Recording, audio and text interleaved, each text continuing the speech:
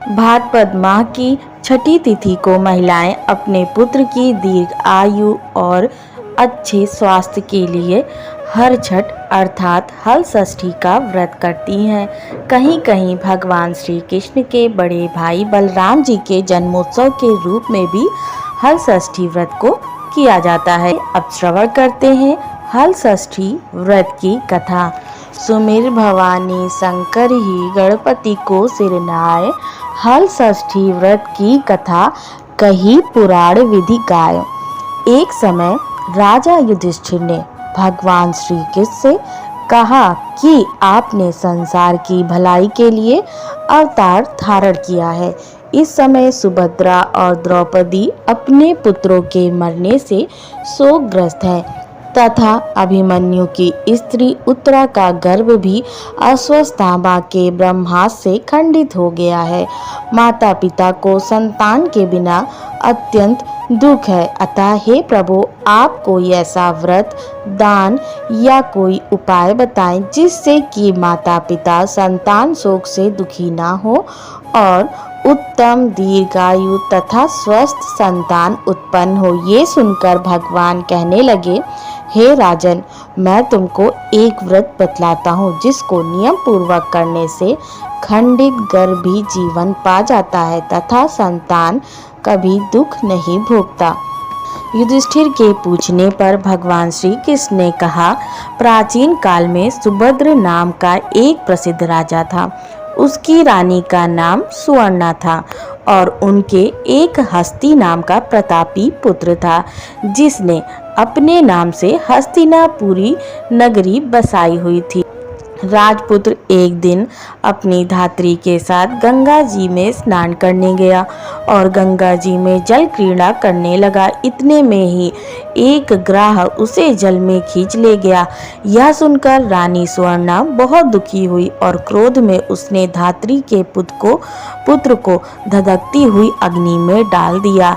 उसके बाद राजा और रानी अपने अपने प्राण त्यागने को तैयार हो गए।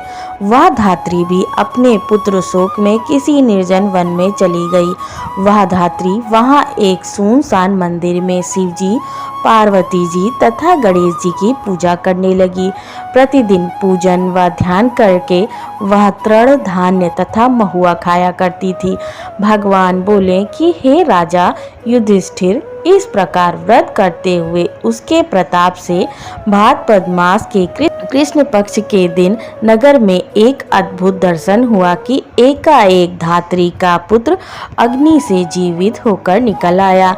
राजा रानी ने भी उस धात्री के पुत्र को अग्नि में से निकलते हुए देखा, जिससे उनको बड़ा आश्चर्य हुआ। उन्होंने पंडितों से उसके जीवित बचे रहने का कारण पूछा। इसका रहस्य बताने के लिए शिव जी की आज्ञा से दुर्वासा ऋषि वहां आए।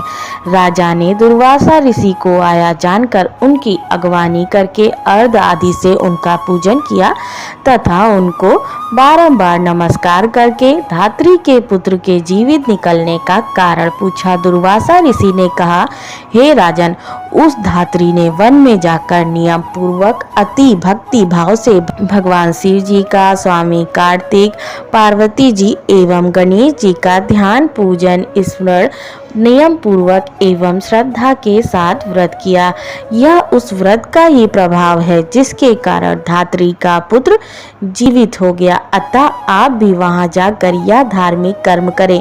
श्री कृष्ण जी ने राजा युधिष्ठिर से कहा, हे राजन, राजा और रानी ने दुर्वासा ऋषि को विदा कर दिया। उसके बाद वे दोनों को साथ लेकर उस धात्री के निवास स्थान वन को गए। वहां राजा, रानी तथा धात्री पुत्र ने उस धात्री को भगवान शिव का कुश पलाश अर्थात ढाक के नीचे अति श्रद्धा के साथ पूजन अर्चन करते हुए देखा। राजा ने धात्री को उसके पुत्र से मिला दिया। धात्री ने राजा को इस उत्तम व्रत के महात्म्य को सविस्तार बताया। उसने कहा कि हे राजन, जिस दिन से आपके भय से त्रस्त मैं यहाँ आई, मैंने केवल वायु का को ही भोजन करते हुए भगवान शिव, कार्तिकेय, पार्वती जी और गणेश जी की पूजा की। एक दिन आधी रात के समय स्वप्न में भगवान शिव ने मुझे दर्शन दिया और कहा कि तुम्हारा पुत्र जीवित हो गया है, क्योंकि तुमने हमारा पूजन बड़ी श्रद्धा भक्ति भाव से किया। यदि तुम्हारी रानी भी इसी व्रत को विधि पूर्वक करे तो उसका पुत्र भी जीवित हो सकता है, उन्हें बहुत से पुत्र उत्पन्न होंगे। भगवान श्री कृष्ण ने राजा युधिष्ठिर से कहा, राजन, भादो महीने के कृष्ण पक्ष की षष्ठी को यह उत्तम व्रत करना चाहिए। उस दिन प्रातःकाल स्नान करके क्रोध, लोभ, मोह त्याग कर व्रत को नियम पूर्वक धारण करना चाहिए। जब तक व्रती रहे किसी जीव की भी हिंसा न करे। व्रत संपूर्ण करने के लिए चींटी आदि का मार्ग भी उल्लंघन न करे तथा दोपहर के समय मित्रों सहित पलाश तथा कुशा के नीचे भगवान शिव, पार्वती जी, स्वामी कार्तिकेय तथा गणेश जी की मूर्ति स्थापित करके धूप, दीप, नैवेद्य आदि से विनम्र भक्ति भाव से पूजा करे और प्रार्थना करे कि हे सौम्य मूर्ति, पंचमुख, शूलधारी, नंदी, श्रृंगी, महाकाय आदि गुणों से युक्त आप भगवान शिव को मैं साष्टांग नमस्कार करता हूँ। शिव हर कांता प्रकृति श्रेष्ठ हेतु सौभाग्यदायिनी गौरी और माता पार्वती को मैं नमस्कार करता हूँ। हे मयूर वाहन, हे क्रौंच पर्वत को विदृढ़ करने वाले कुमार विशाख और स्कंद, आप स्वामी कार्तिकेय को बारंबार नमस्कार है।